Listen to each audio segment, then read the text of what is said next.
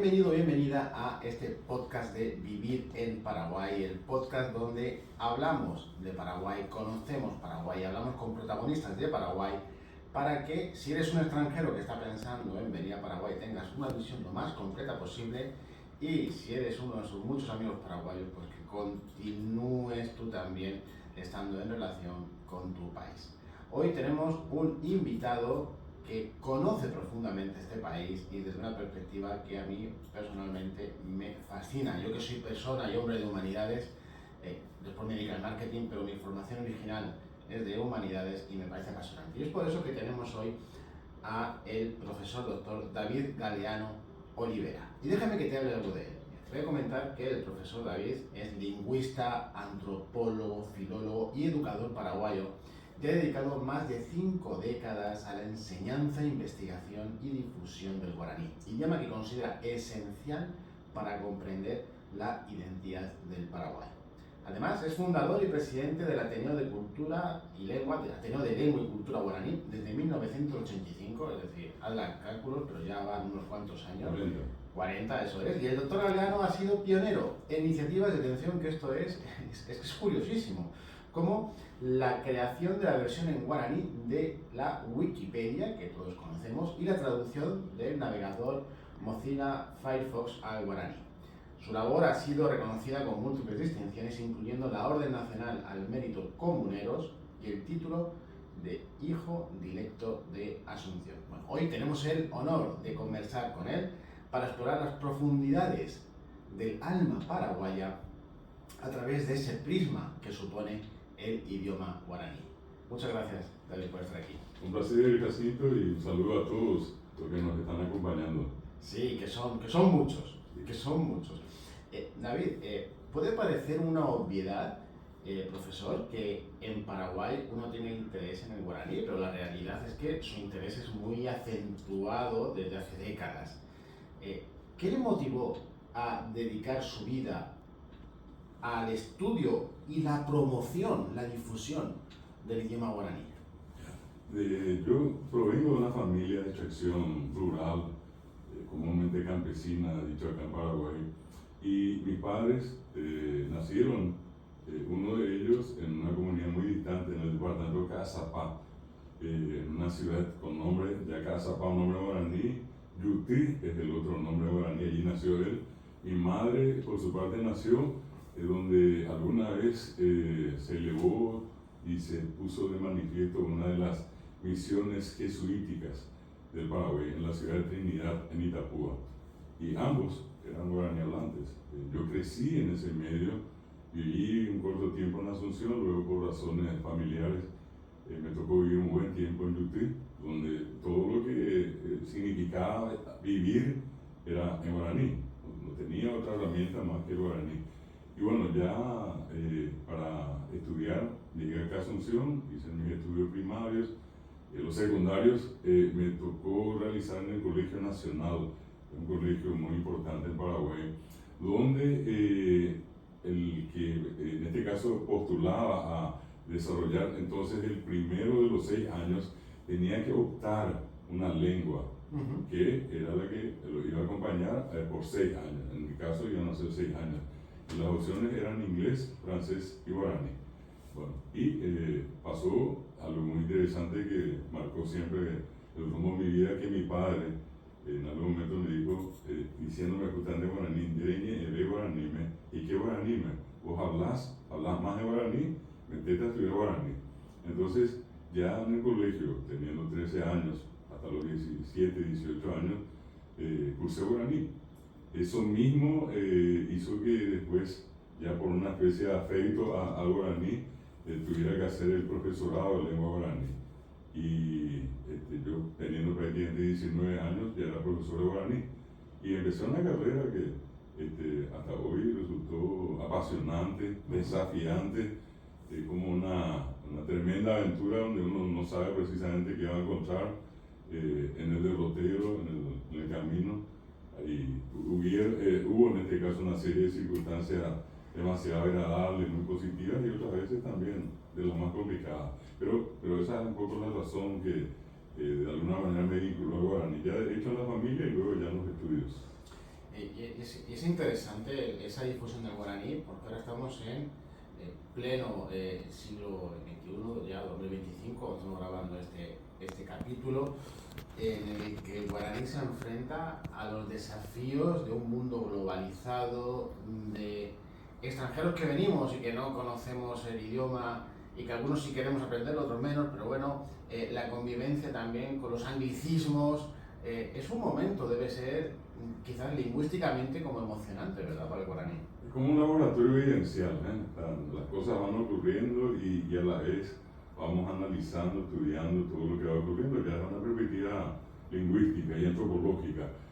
Por una parte, creo que es muy importante recordar a todos los que nos están acompañando en este momento que en términos demográficos y de acuerdo al último censo nacional, casi el 80%, y poco más según algunos ya, de la población del Paraguay es guaraní hablante, pero en ese 80% hay un 40% que es monolingüe guaraní, se comunica exclusivamente en guaraní.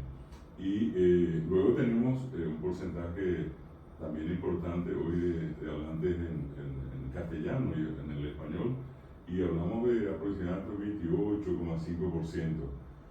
Y una parte de la población también nativa, indígena, que llega a más o menos 1,4%, en números 140.000 habitantes en Paraguay son nativos indígenas, que otra vez tienen una diversidad lingüística, porque no solamente guaraní se habla en el ámbito de las sociedades nativas.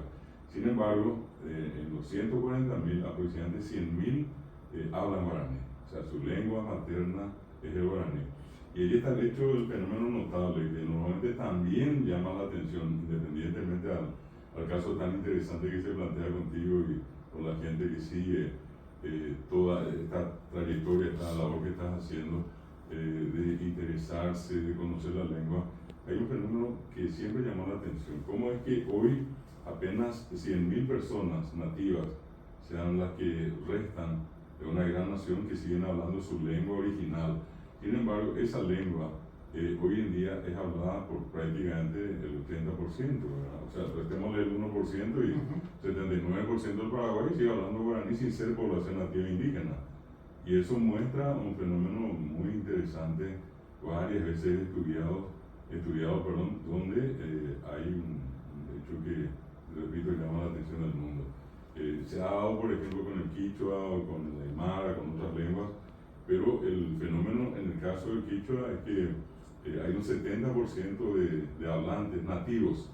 En el caso del Paraguay, el 1% de población nativa y el 79% de población mestiza ya paraguaya, que no tiene nada, ningún vínculo, digamos, directo con algún nativo indígena. Y ese es el fenómeno que hoy llama la atención y que, sobre todas las cosas, muestran una realidad social, cultural del Paraguay que está muy vinculada a guaraní. Pero lo que tampoco, un poco para aquellos que nos acompañan, repito, no tiene que ser un motivo de entrar en la duda de decir conviene o no conviene. Conviene. No es una lengua complicada para nada, es una lengua muy sencilla y sobre todas las cosas tiene unas características sorprendentes que cualquiera que conoce esas características prácticamente no va a tener ningún problema para comunicarse en guaraní. Yo le suelo decir a todo el mundo, con 350 palabras, la persona se comunica en guaraní. Y el caso es que parece complicado, David, porque yo suelo decir la anécdota de que uno a veces hay idiomas que sin conocerlo agudiza el oído y puedes entender algo, ¿no? Yo, por ejemplo, nos pasa que hablamos español con el italiano, no es italiano tal, claro. O en el caso de España, donde yo procedo, pues está el catalán, que uno no puede hablar catalán o entenderlo, pero si pone buena voluntad, entiende algo. Yo comparo a veces, hago una burda comparación del guaraní con el euskera, España, que es un idioma que uno intenta, pero no llega. Pero me gusta este mensaje, ¿no? De que los extranjeros que queramos aprender el idioma, que no demos por hecho de que es inaccesible, sino que es posible aprenderlo y comunicarnos en él. Claro, allí una cosa interesante es lo que mencionaste, cómo es que, por ejemplo, obviamente, hablando de las lenguas neolatinas, están emparentadas, ¿verdad? Que sería el español con el portugués, con el italiano, en fin, relativamente hablando, nos resultan complicadas esas lenguas al momento de hacer un pequeño esfuerzo y entenderlas. acá se trata de una lengua diferente al castellano, no pertenece a la misma familia, por consiguiente estamos hablando de un tronco diferente. Sin embargo, hay ciertas cuestiones interesantísimas, ¿verdad? El castellano, por ejemplo, tiene para el aprendizaje unas dificultades bastante importantes. Una de ellas tiene que ver con la cantidad de verbos irregulares. Son más de 2000 según la Academia de la Lengua Española. El guaraní tiene apenas 6 y uno es absolutamente irregular. El sueño de un lingüista es encontrarse con una lengua lo más, digamos, regular posible. Y el guaraní se aproxima mucho a eso. Hay un solo verbo irregular al final y 5 que son más o menos irregulares. Esa es una ventaja. En la escritura, el castellano tiene, por ejemplo, más de 4000 reglas al final, pues son casi 100 reglas ortográficas, y las excepciones suman más de 4000. El guaraní tiene 4. Entre 4000 y 4, sí. Es fácil de decir, bueno, está más fácil y obviamente está mucho más complicada. Por ejemplo, la palabra más complicada en cualquier idioma del mundo es el verbo, porque tiene varios matices, indica número, persona, tiempo, presente, pretérito, futuro, modos, indicativos, subjuntivos, formas, todo eso se puede leer en el verbo. En el caso guaraní es una cuestión muy sencilla y hago una simple comparación ya, esto como para que aquella persona que nos está siguiendo diga, porque es fácil, ¿verdad? Yo voy a tratar de convencerle de acá. Bueno, al conjugar un verbo castellano, hablo de los regulares, de los irregulares que Dios sabía de cada uno, ¿verdad? Pero de los regulares están los que terminan en ar, en er y en ir, ¿verdad? En el guaraní ese problema no existe porque todos tienen una sola forma. Al conjugar en castellano, yo por ejemplo tomo la palabra, el verbo caminar, ¿verdad? El infinitivo, y hasta la n, camino. ¿Y qué hago? Le agrego las desinencias, los sufijos. Digo camin o camino. Caminas, caminas, camina. Caminamos, caminamos. Ese fenómeno en guaraní, en adelante para la persona que va a venir, tiene que saber que la variación no se produce al final, sino que se produce al principio. Y yo utilizo unos prefijos que son igualitos a o, as, a, amos. En guaraní son a, re, o, por ejemplo, para las 3 primeras personas. Y digo a, y el verbo guatá, el verbo no cambia, es guatá en todo momento, ¿verdad? Y yo voy a decir a, guatá, ¿qué es a guatá? Camino. Re, guatá, ¿qué es? Caminas. O, guatá, camina. Ya, guatá, caminamos. Y yo, con saber que a, re, o, ya me están indicando la persona, y si están singular y plural, fácilmente puedo conjugar. Si quiero llevar eso al pretérito, por ejemplo, a guatá, re guatá, o guatá, que sería camino, caminas, camina, ¿qué hago? Le agrego, por ejemplo, un sufijo que es curi, curi, y digo a guatacuri, re guatacuri, o guatacuri. Guatacuri no cambia de principio a fin en cada persona. ¿Qué cambia? A, re, o, ya, ro, pe, o. Son los prefijos que indican número y persona. Quiero llevar eso al futuro, facilísimo. Le quito curi, le agrego ta. Y digo a, guatata, re, guatata, o guatata. ¿Qué es eso? A guatata caminaré, re guatata caminarás, guatata caminará. Es lo más fácil que existe para conjugar. ¿Y qué es lo que en este caso le planteo a cualquier persona? De las 350 palabras que sepan, y hay un listado de los 80 verbos más usados, como venir, ir, traer, llevar, hablar, escuchar, comprar, etc. Con 80 de esos verbos yo puedo fácilmente construir una oración. Otro caso interesante, en castellano los demostrativos, esta, ese, es aquel, aquella, obviamente acabo de mencionar, tienen género y tienen número. Yo puedo decir este señor, necesariamente este señor, no puedo decir esta señor, cualquiera más señor, pero no puede ser esta. Así es. Y en el caso de esta señora, este señor, esta señora, en guaraní, eso solamente se dice co. Yo digo co caray, caray señor, y co cuña caray señora. Se usa solamente co, ¿verdad? O sea, si alguien me dice es complicado, yo le puedo demostrar fácilmente que no es complicado. Lo que hay que hacer es estudiarlo, claro. Buscar los maestros adecuados, claro. Y para eso está el Ateneo también, claro.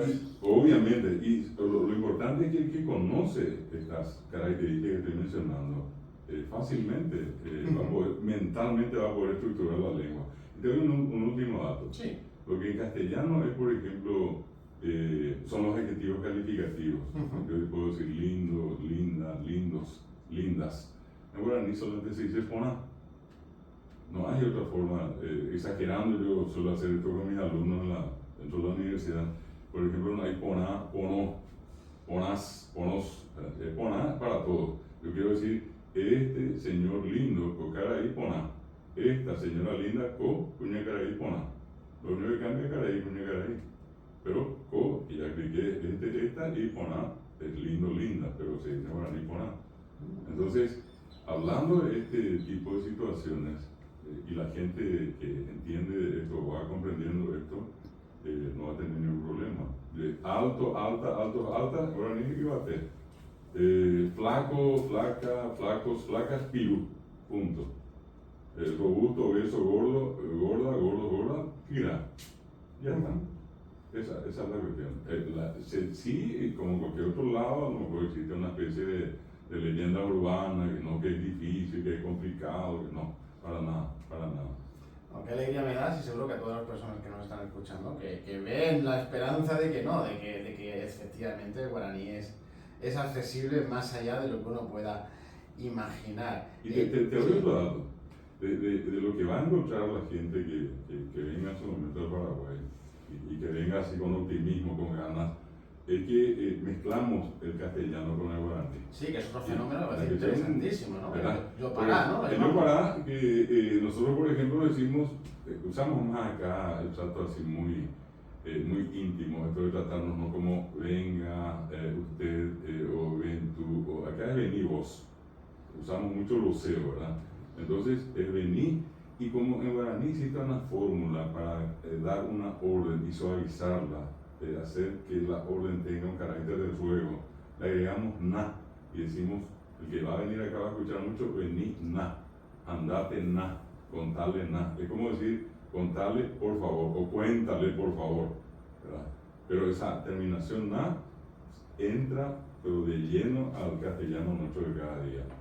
Y luego, a ver... ¿Está qué?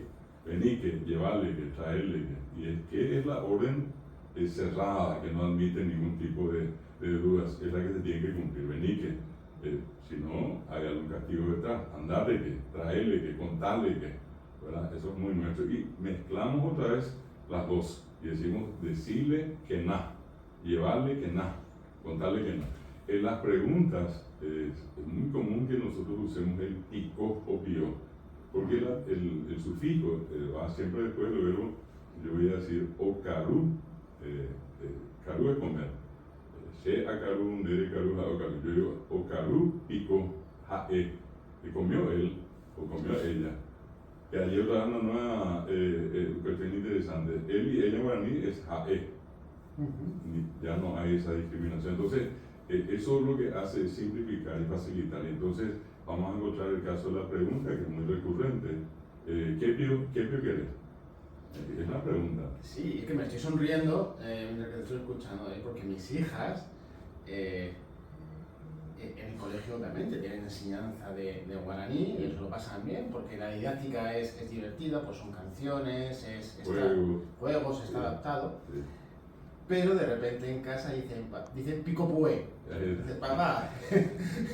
Y en la conversación meten ahí un pico pué. Sí. Que claro, pues uno se queda sorprendido de cómo están integrándolo gracias a esta didáctica y lo están haciendo suyo.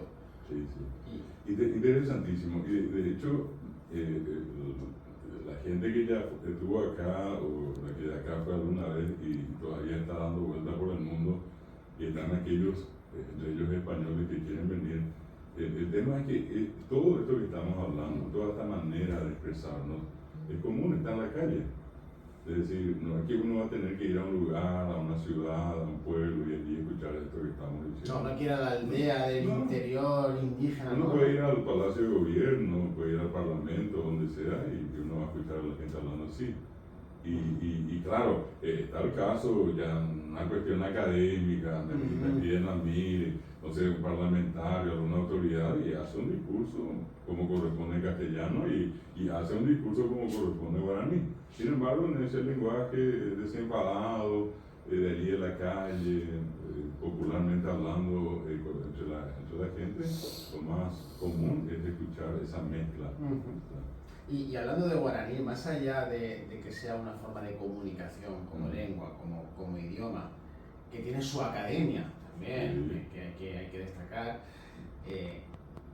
también es importante, a veces que usted lo ha dicho, ¿no? Que no es posible disociar o separar el guaraní de la identidad nacional paraguaya. Es decir, no podemos imaginar un Paraguay donde el idioma obviamente ha tenido, pues, en su evolución, en su crecimiento, en su desarrollo, pues, un papel esencial, tan relacionado con la identidad nacional. De hecho, a mí me sorprende, y los extranjeros que acompañamos a venir también, ¿no? Se sonríen, y a mí me encanta, ¿no? Pues como vemos muchas veces en documentos oficiales del gobierno, por ejemplo, pues pone Gobierno del Paraguay, debajo pues el equivalente guaraní o Ministerio de Obras Públicas, pues lo mismo, ¿no? No es posible separar una cosa de la otra, ¿verdad? Y prácticamente imposible. De hecho mucho de lo que forma parte ya del campo cultural está directamente vinculado al guaraní. Por ejemplo, los nombres de la parte gastronómica, de los platos tradicionales del Paraguay, prácticamente todo está en guaraní. Hoy en día es muy conocida y inclusive fue catalogada como la sopa más rica del mundo, es el bori bori. Y es un nombre guaraní que viene de bolí, de bolitas, que son unas bolitas que se hacen con harina de maíz y que se sirven en una sopa, o sea, se cuecen en una sopa, y es un plato típico del Paraguay. Está otro que también tiene casi la misma característica, pues lleva carne, un poco de carne por dentro, y es el so'o apuá. So'o es carne y apuá es redonda, o redonda, en este caso me refiero a la carne, ¿verdad? Son unas porciones de carne pero con formas redondas, un poco más grande, y la misma cosa, son hervidas. Podemos encontrar el sollo, que es el so'oyo socuí, que es carne molida y hervida con verduras. Podríamos encontrar, por ejemplo, el famoso chipá o la chipa, que se traduce como unas tortas de harina de maíz con almidón, por ejemplo. Y vamos a encontrar la otra, muy consumida, sobre todo en épocas de frío, es muy común, el mbeyú. ¿Y son qué cosas? Son palabras que están expresadas en guaraní. Los nombres de los lugares. Es posible llegar acá y ya no decir Paraguay. Paraguay ya es un nombre guaraní, correctamente pronunciado Paraguay, que significa el río del mar que desapareció. Antiguamente, como el Paraguay está dividido en dos grandes regiones, una llamada región oriental, la otra llamada región occidental, se sabe hoy que lo que es la región occidental antiguamente fue un mar, que hubo una especie de cataclismo, y bueno, a consecuencia de eso quedó el río. Y el suelo del Chaco es un suelo salino, se han encontrado fósiles marinos inclusive, y bueno, de allí ya uno dice Paraguay, el Sucui es el río, Gua es y Pará significa mar. Vamos a encontrar nombres de departamentos, como por ejemplo Amambay, o Caguazú, o Canindeyú, Caazapá, Itapúa, y todos están en guaraní. Los barrios acá de Asunción, justamente nosotros en este momento estamos en el barrio de Murucuyá. Así es. Murucuyá es el nombre de una flor, considerada la flor tradicional del Paraguay, que en castellano el nombre es pasionaria, ¿verdad? Bueno, y estos lugares de acá en Asunción, prácticamente todos llevan nombres en guaraní. Uno habla de los árboles, acá tenemos una buena cantidad de tallí, lapachos, pero la gente dice como tallí. En fin, vamos a encontrar una vinculación con, primero que nada, nombres que están en nuestro entorno, las enfermedades. Un médico que en Paraguay no conoce así las patologías folclóricas. Hay algo que se llama cambio uyeré, que en la expresión en la jerga médica se conoce como gastroenteritis, pero normalmente una madre paraguaya raras veces va a decir mi hijo tiene gastroenteritis. Lo más común es que diga, doctor, mi hijo tiene cambio uyeré, o que tenga, por ejemplo, labio partido, labio leporino. Difícilmente ella tiene labio leporino, así tembebó, tembe el labio y vos es partido, ¿verdad? Cosas como esas están allí, pero al salir del ambiente así cerrado donde uno está con una cápsula, salir de la cápsula, uno comienza a sentir todo eso. Y si miramos el proceso mucho más antes, el guaraní tuvo dos guerras que tuvimos.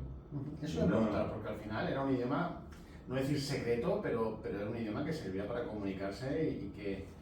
Que tiene unas características muy peculiares acá, ¿verdad? Y eso ocurre con el castellano, en cualquier lugar de América, ¿verdad? Hay como una especie de códigos que se manejan. Y en el caso nuestro eso ocurrió acá. Ya en tiempos de la colonia, los hijos que fueron naciendo de la relación entre españoles y nativas, fueron educados y educadas por sus madres, eran indígenas. ¿Qué idioma hablaban? Hablaban guaraní. ¿Qué idioma aprendieron los hijos? Guaraní. Bueno, eso llega al tiempo de la independencia, pasa a una época muy importante en el Paraguay, la así entre comillas, dictador José Gaspar Duguay de Francia. Él cierra la frontera y obviamente fomenta el uso del guaraní. Luego viene la guerra de la Triple Alianza contra el Paraguay, y allí el héroe máximo que tenemos acá, el mariscal Francisco Solano López, un tiempo después de iniciada la guerra, convoca en un lugar llamado Paso Cucú. Cucú es largo, un paso largo, ¿verdad? Ya en territorio paraguayo, a los más entendidos en guaraní les piden a ellos que confeccionen un alfabeto, y con ese alfabeto se publican unos diarios llamados periódicos de trinchera, que salían esporádicamente, pero que fueron redactados en guaraní. Donde el lenguaje guaraní se utilizaba para generar una especie de burla con respecto a los adversarios. Y escuchado en la lectura por los soldados les levantaba el espíritu, la moral. El periódico llamado Cabisuí.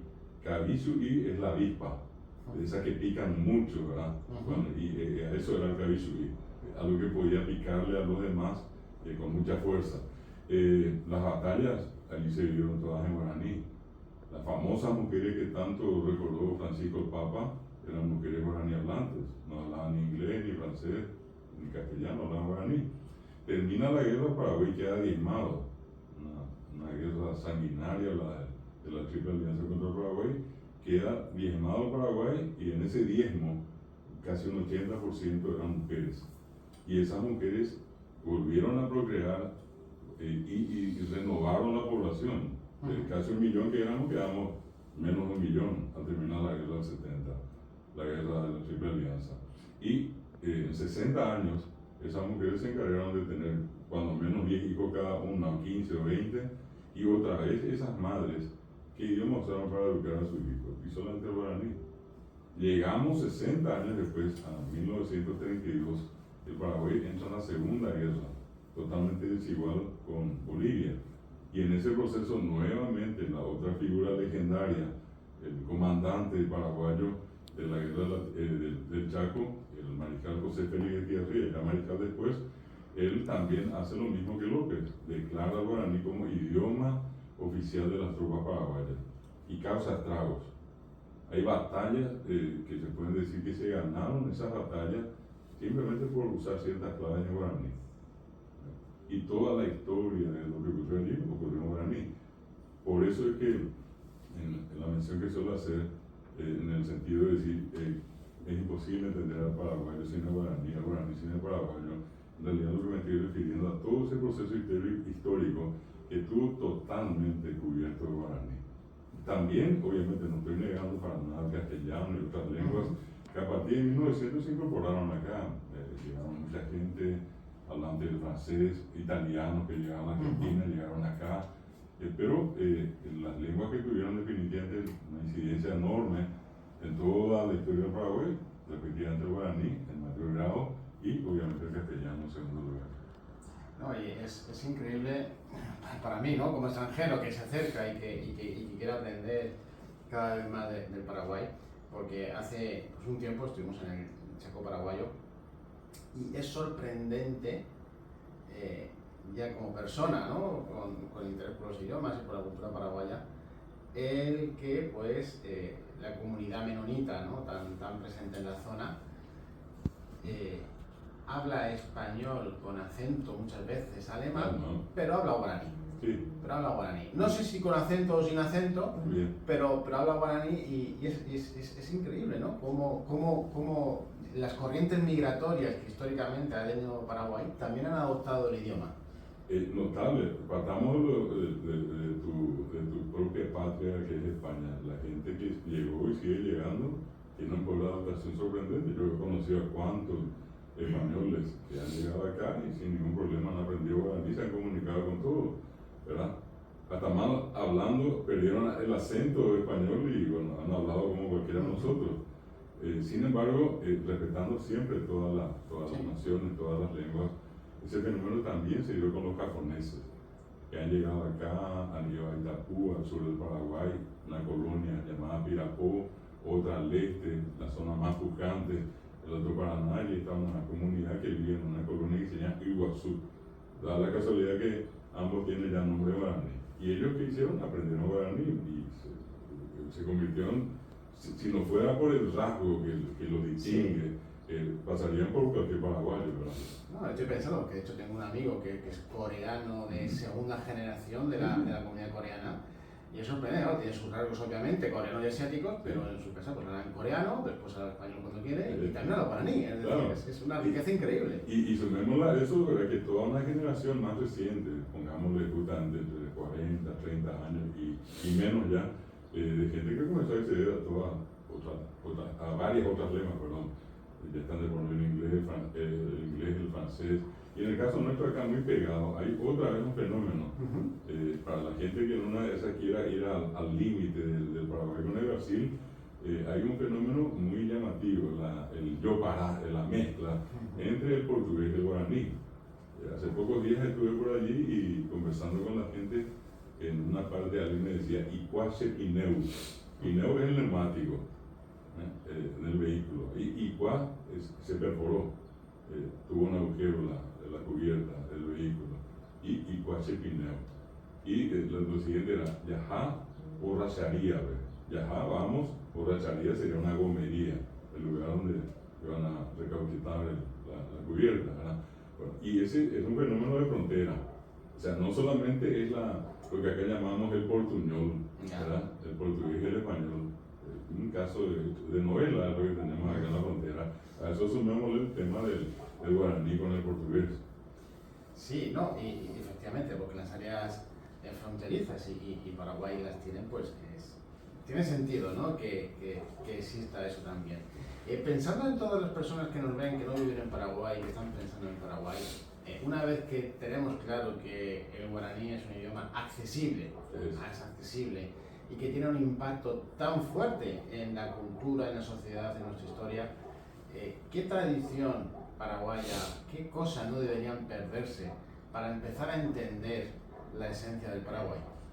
Y creo que acá hay, para empezar, hay guaraní para rato.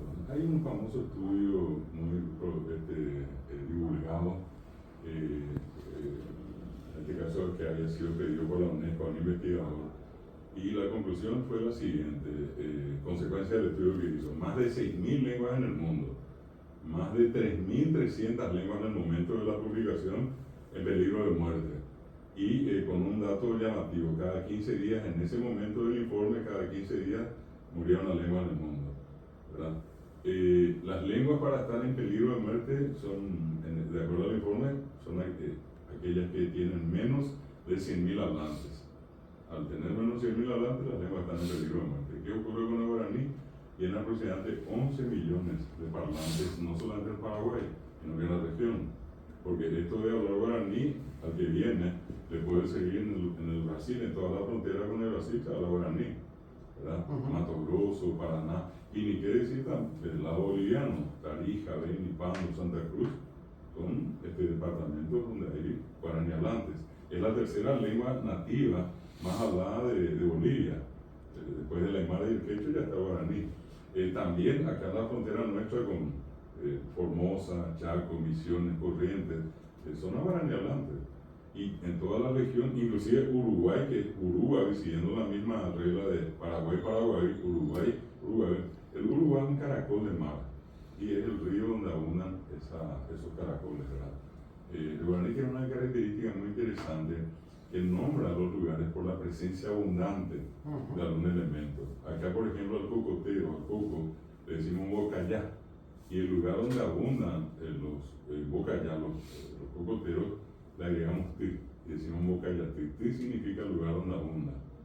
Podemos decir, por ejemplo, yataití, yataí o yataí es una planta, y tri es siempre lo que abunda. Y uno va a encontrar eso en los ríos, siempre el nombre de un pez y el nombre del río. Acará es el nombre del pez y el río se llama Acaray. El pez se llama Pirapé y el río se llama Pirapé. El caracol, otra variedad, es Yatitá y el río se llama Yatitá. Siguiendo eso, en la región, incluyendo Uruguay, que tiene el nombre como Uruguay o Tacuarembó, ¿verdad? En la Argentina muchísimo. En Brasil, decir el nombre del estadio más grande del mundo, dicen ellos, ¿eh? Maracaná. Y Maracaná, que es un loro con nombre guaraní. En Paraguay hay ciudades que se llaman Maracaná. Y hay otra vez una variedad de loro más pequeño al cual se le llama Maracanaí. Maracanaí es el diminutivo. Y yo digo, oga es casa, oga, y es casita. Si yo digo yaguá es perro, yaguaí es perrito. Y en este caso, si yo digo Maracaná es un loro y Maracanaí es el pequeño loro. Bueno, cosas como esas, vamos a encontrar. Uno dice, por ejemplo, el centro de la política brasileña, y es Itamaraty.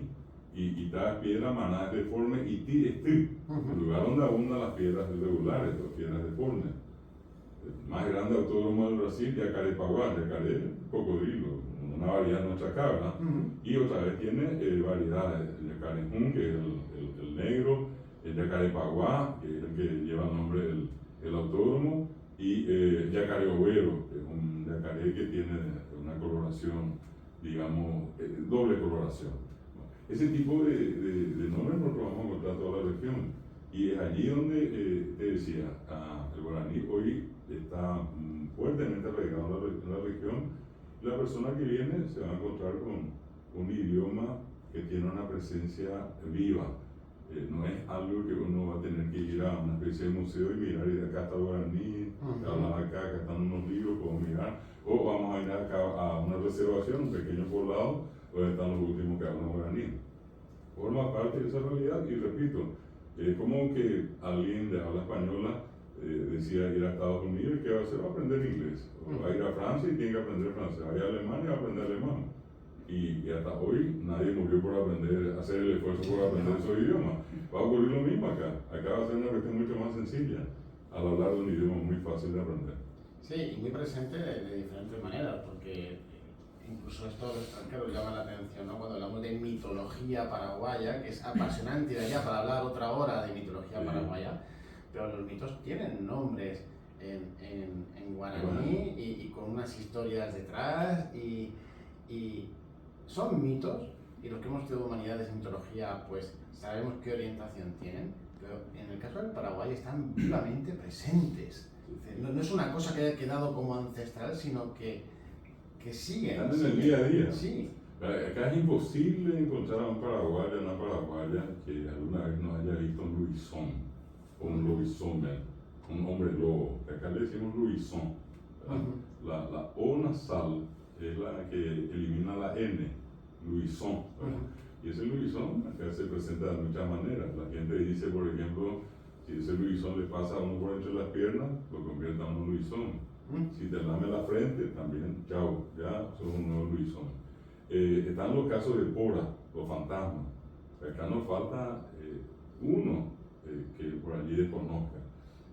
Lo más seguro es que yendo acá, acá aparece el señor fulano que alguna vez fue vecino nuestro, y allá ya hay un pequeño oratorio, y el que está allí inclusive hace milagros, ¿verdad? Uno va a ir acá a recorrer muchos lugares y va a encontrar unos pequeños nichos donde se recuerdan esos nichos del lugar donde por alguna circunstancia falleció una persona, pero ese lugar se volvió para muchos un sitio milagroso. Ahí ya hicieron un pozo al lado, la gente quita el agua, toma el agua y se cura, ¿verdad? Ese tipo de fenómenos son muy comunes en Paraguay. Está el otro personaje también muy conocido, que es el pombero, que es un ser pequeño de altura, parecido a una especie de mono, ¿verdad? Y que se le aparece, tiene unos superpoderes. Ni Superman es tan poderoso como este, ¿verdad? Que ayuda a la gente, a veces se molesta y se enoja, y al enojarse también deja sus huellas en la persona que no cumplió su compromiso con él. Bueno, y vamos a encontrar el Yacir Yateré, que es un niño pequeño, de cabellos rubios, ojos azules, no tradicional de acá, con una varita mágica, que recorre las siestas y si alguna criatura no está dormida la siesta, ya Teresa se encarga de llevarle, ¿verdad? Le encanta y a veces le deja inclusive loco o loca a la criatura, hasta que interviene algún sacerdote, acá le decimos paí, el nombre guaraní, y nuevamente lo bautiza, lo rebautiza y todo vuelve a la normalidad. Están, por ejemplo, las historias de los entierros, que acá se le dice plata y uihui, plata de objeto de valor, y uihui, que está enterrado bajo tierra. Se cuenta que en tiempos de la guerra, la Triple Alianza contra el Paraguay, en la medida que la población paraguaya entró en retirada, ¿qué hacían? Y para sacarse peso de encima, cargas de encima, entonces tomaban su objeto de valor. Podía ser un anillo, aros, collares y monedas, billetes. Ponían una especie de contenedores pequeños y eso ellos, de acuerdo a alguna característica tradicional del lugar, enterraban allí. La idea era que al terminar la guerra, si todavía continuaban vivos, volver y tomar de nuevo posesión de sus objetos de valor. ¿Qué pasó con aquellos que murieron? Bueno, son los que se le aparecen, se muestran a ciertas personas elegidas por ellos, ¿verdad? Y la persona que encuentra el tesoro, o sea, que a quien se presenta el ánima, el alma de aquel que fue el dueño del tesoro, nunca jamás tienen que contar eso. Si llega a contar, el tesoro se convierte en ceniza, automáticamente. Es decir, está montada la historia de una manera que pareciera cinematográfica, pero la cuestión, pero funciona así. Eso es parte de nuestro día a día en Paraguay. Parte del día a día, unido a la cultura, a la esencia paraguaya, a ese guaraní tan presente. Bueno, David, dejamos ahí un saco de temas importantes para un próximo capítulo, pero antes de despedirnos y despedir a nuestra audiencia y emplazarnos al siguiente capítulo, nos gustaría, ¿qué rincón de Paraguay le dirías a un extranjero que quiere conocer Paraguay, que debe hay muchos en Paraguay, pero bueno, uno que a ti te resulta especialmente bonito, emotivo o interesante? Bueno, de hecho uno de los lugares más atractivos, que inclusive están cantadas en varias obras, aparecen los nombres de estos lugares, pero me remití a uno, que es el famoso lago Ipacaraí, que no está muy lejos de Asunción, y que tiene unas ciudades que son muy conocidas, San Bernardino, que es la capital veraniega del Paraguay, y la otra, una ciudad con un estilo, hasta diría colonial, que es Areguá. La ciudad de la cerámica. Sí, la ciudad de la cerámica, donde la gente no solamente va a poder observar el lago, la gente misma allí, la producción de frutilla, que es muy tradicional, y obviamente el tema de la cerámica, una obra de arte tremendas que los artesanos de Areguá preparan. Otra puede ser, por ejemplo, Itá, que es la ciudad del cántaro y la miel, ¿verdad? La miel negra, que con esa se prepara el pan de miel, unos dulces, que están allí en la calle para que la gente al cruzar pueda adquirir y consumir, ¿verdad? Hay otra que es la capital espiritual de Paraguay, que es Caacupé, ¿verdad? Donde la gente se congrega, y así como ocurre con Guadalupe, con la Virgen de Lourdes, etc., acá en Paraguay es la Virgen de Caacupé, el 8 de diciembre. Hay unas peregrinaciones enormes de casi 2 millones de personas anualmente, y es un sitio emblemático en Paraguay. Otro sería ya el este de Paraguay, la zona dedicada en este momento a la agroindustria, donde está la represa Itaipú, y donde tenemos otros elementos muy interesantes de conocer. Has dicho Itá, y yo recuerdo de esa laguna, charca que hay, ¿no? Sí, de yacaré, sí. Llena de yacarés, que es un animal que antes de referencia, que aquellos que tengan niños podéis ir, porque es increíble ver a los yacarés allí en aquella laguna en mitad de la ciudad, donde de vez en cuando algunos salen siempre cuentan, ¿no? Y bueno, pero lo vuelven, y es curiosísimo la historia porque no saben cuántos hay. La población, estuve leyendo, de que aquello se fue multiplicando y que son muy numerosos. Interesante, esa laguna siempre existió, nunca jamás se agotó, es más, tiene toda una leyenda detrás, uno de los pocos sitios donde el agua existe en todo el tiempo, ¿verdad? En todo el tiempo. Y se cuenta de una sequía muy grande que afectó al Chaco, y en esa sequía murieron pero una cantidad tremenda, muy grande de animales, entre ellos los famosos yacarés, ¿Y qué se hizo en su momento? Rescatar a todos los yacarés que en ese caso se pudo rescatar y fueron destinados a distintos lugares. En el caso de Itá, fueron a parar a la famosa laguna. Y desde el tiempo que, estamos hablando de unos 30 y pico de años, que fueron a la laguna de Itá y hasta hoy están allí. Son motivos de atracción de mucha gente. De hecho, el lugar tiene una valla de protección. Sí, hay un parque infantil. Hermoso lugar. Está bien planteado para pasar una buena tarde.